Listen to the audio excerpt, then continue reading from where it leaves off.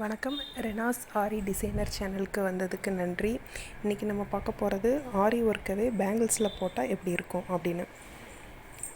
நீங்கள் ஃபஸ்ட்டு உங்களோட bangle size, with and length, அகலம் அண்டு சுற்றளவு இதை என்ன வேணும் அப்படிங்கிறத மார்க் பண்ணி அதை ஒரு பாக்ஸ் போட்டுக்கோங்க. அப்போ தான் நம்ம அந்த டிசைன் தாண்டி போகாமல் இருக்கும், அந்த லிமிட்டை தாண்டி.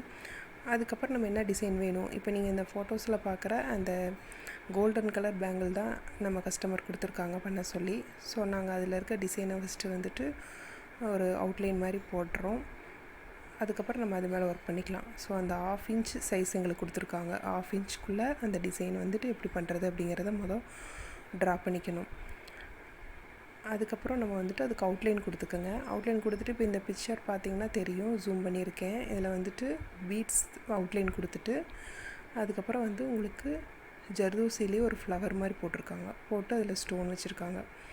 ஸோ அதுக்காக நம்ம ஃபஸ்ட்டு ஜர்தோசியில் ஃப்ளவர்ஸ் போட்டுக்கணும். பீட்ஸ்லேயே உங்களுக்கு அவுட்லைன் கொடுத்துக்கோங்க.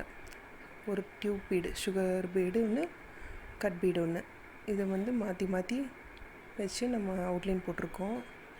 இது ஆஃப்டர்நூன் எடுத்தனால கொஞ்சம் பிக்சர் குவாலிட்டி கம்மியாக தான் இருக்குது, கிளியராக இல்லை. பட் என்ன பண்ணியிருக்கோம் அப்படிங்கிறத நாங்கள் சொல்லிடுறோம்.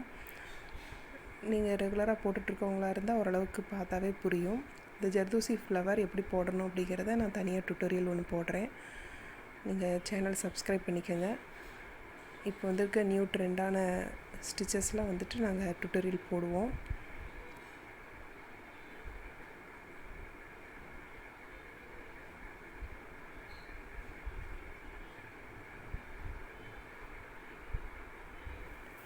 இப்படி நீங்கள் இதை போட்டதுக்கப்புறம் அதில் லாங் ஃப்ரெஞ்ச் நாட் யூஸ் பண்ணியிருக்காங்க.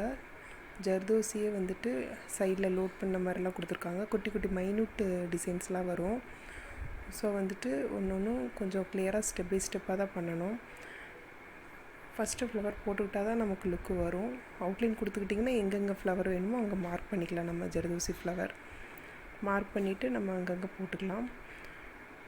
போட்டுட்டு பேங்கிள்ஸ்க்கு என்றைக்குமே சைட்லலாம் கொஞ்சம் கிளாத் விடணும். அப்போ தான் நம்ம அதை கட் பண்ணி எடுத்து பேங்கிள்ஸில் நம்ம ஒட்ட முடியும்.